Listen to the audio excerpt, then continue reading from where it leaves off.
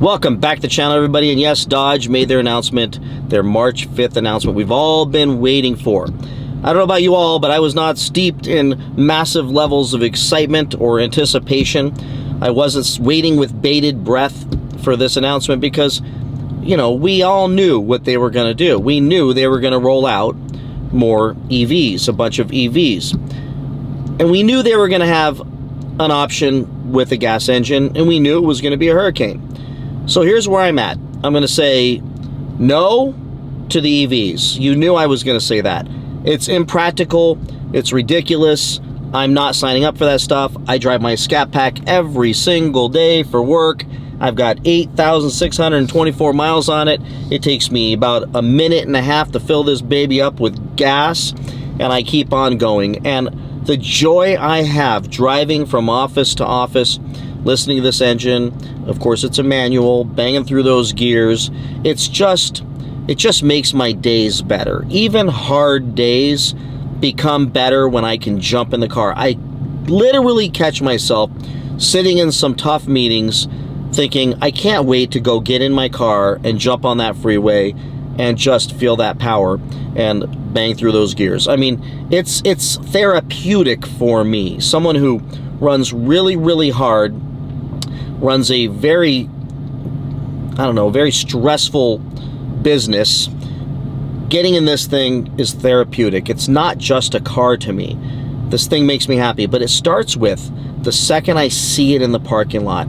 When I see this thing, this sublime green Scat Pack shaker, it warms my heart. I literally get a smile when I'm walking up to the car. To think of something like this, an inanimate, actually extremely animated object, to invoke that kind of emotion out of a grown man, I need this. It's something I just need. And some of you out there can relate and understand how I feel. It's primal. It's something that everyone who knows me in my life knows that I love. If somebody said, what do you know about Brad? They would say, I know that he loves his Dodge Challenger. I know that he loves his Hemi. I know that he loves his big green machine with his manual transmission and driving the hell out of that thing between all the offices and up and down the highways in Southern California. I know he loves that. So how anybody could imagine that I would get on here and say, boy, this electric thing's exciting. It's not exciting. By the way, we've had electric cars for a long time now. And Tesla's everywhere. Everywhere I go, there's a damn Tesla driving slow in the fast lane. Everywhere I go, there's somebody thinking they're saving the planet with that self-righteous look on their face, also on their way to sit in a charger for half an hour. I don't have that much time. And it's not that I think I'm Mr. Important. I don't have that much time. Any extra time that I have, I want to be doing my YouTube stuff or hanging out with my family or spending time with my daughter or doing nothing. I don't want to be sitting in a charger. And it's not going to happen. I'm not going to buy something that I've got to have one more thing adding anxiety to my life. Range anxiety is not going to be something I'm going to deal with. Hell, my phone today dropped down to about 19% on my new iPhone. And at 19%, the level of anxiety that I felt was something close to unbearable. I can't imagine if, and by the way, if it dies, I just go to the car and charge the thing. But when your car dies, if I got to find a charger and if they're full and there's a line to get in those chargers, like I saw the other day at my office, check my Instagram, it was hilarious. That's anxiety I don't need. So let's just say that I'm going to say no to their electric cars. Keep we have enough electric cars out there that aren't selling. You just made more. And it's got a cool exhaust, which I don't think is that cool because it's fake. And the interior is going to be awesome and it's going to be fast. But like Tim said, what do you got? You got a 670 horsepower Scat Pack that's going to be faster. He says quicker than a red-eye. Probably not for sure not faster at top speed and distance, but you know, off the line, 0 to 60, stuff like that. I mean, the torque's going to probably kill the red-eye. And all-wheel drive, I believe that's going to be all-wheel drive also. It's going to kill the red-eye. So, but it's electric. It's like cooking a burger in a microwave. It doesn't taste the same, doesn't feel the same, so I'd still rather have the red-eye. So I want nothing to do with their electric stuff. And I just There's nothing that could get me past that.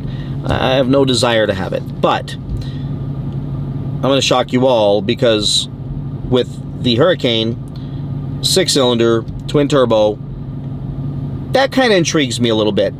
I don't like that the horsepower maxes out with the HO at 550 and 420 with just the basic one. But what I believe is they did something really smart here. One, beautiful interior, and two, I know everybody thinks the thing looks ugly. I don't think it looks ugly. I think it looks pretty damn good, especially compared to, like Tim said, the melted jelly beans. I think it looks way better than any Tesla out there. It looks way better than pretty much any EV out there. I mean, geez, some of these things, the Lucid Air, it's just going to look better, at least in my opinion. Some are going to say, oh, that Lucid looks pretty cool. It doesn't. It's got that weird bangled butt like the old BMW 7 Series had. It just doesn't. It looks modern, it looks futuristic, but it does not look better. I think they did a great job with this Charger. But with the gas engine, with the 550 horsepower, a high output version, to include all-wheel drive and an option to flip the switch to have two-wheel drive, so you can do burnouts and all kinds of fun stuff. And a driveline that houses an 8-speed transmission and an all-wheel drive system standard. But it's a Dodge. So we also let you turn it off and tear it up like a traditional rear-wheel drive muscle car. That is kind of cool. That's something that I know comes on BMWs. So it makes me think the pricing is going to be really high on these cars, which I don't think any of us would be surprised about that before the dealers get a hold of it and screw it all up. But an all-wheel drive, most likely much lighter car than this beauty right here, with twin turbos, 6-cylinder, 550 horsepower, and a gas engine. I'm thinking that might be the only thing that helps save Dodge. Now, a lot of you are going to say it's dead, and yes, I think in a lot of ways this electric thing is dead. But I got to think, if they step up one more version, one more gas version, and they get the horsepower up and the Hellcat numbers with that lighter car, all-wheel drive, we're going to have something that is ridiculous, and I think everyone's going to want it, even though it's not a Hemi. And I get it. I feel the same way you all feel. This isn't what I want. I want these cars. But I'm willing to be open-minded. And in this case, an all-wheel drive, two-door Charger with a beautiful, high-tech, really cool interior, which we needed for many, many years, and that I can switch back to two-wheel drive and do some real hood rat stuff in that car. I love that, and that could be cool. But I'll reserve judgment until I get to actually get behind the wheel of one. And then lastly, the four-door version. The four-door version, well, that's going to be a cop car. I'm going to call it out now.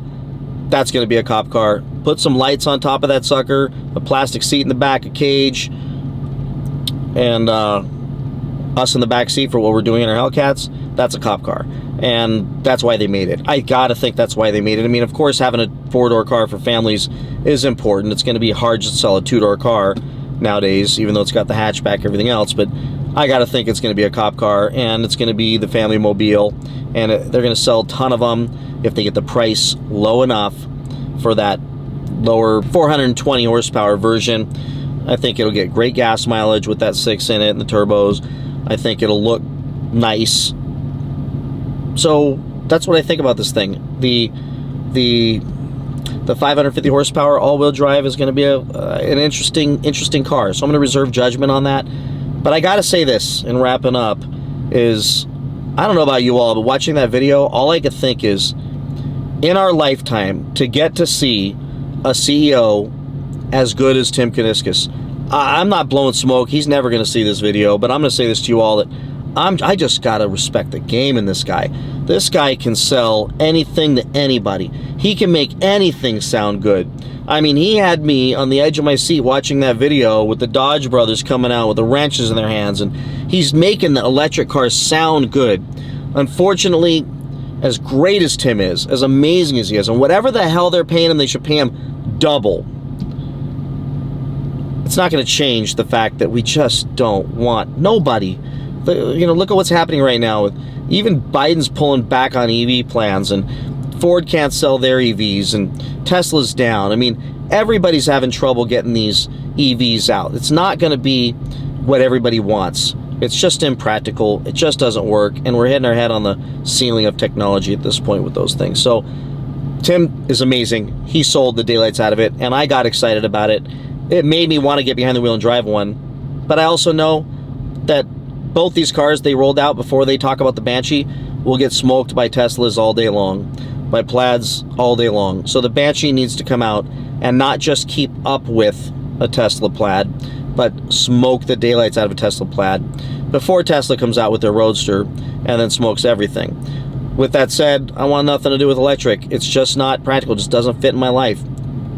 I drive too much. Just is what it is. So with that, everybody, hope you enjoyed today's video. That's my opinion. That's my thoughts. Go ahead and beat me up in the comments if you want. But all-wheel drive, 550 horsepower, gas engine, new body, new interior, a lot of new tech. Maybe that thing might attract me a little bit. Would I trade this for it? I don't think I could get myself there. I don't think I can go from this to that. So I don't know. I don't know what the future holds. This thing probably is never going to leave my garage. So with that, everybody, please like, subscribe, comment, share your ideas, your opinions. Some interesting times we are in, and I'll see you in the next one. Bye-bye.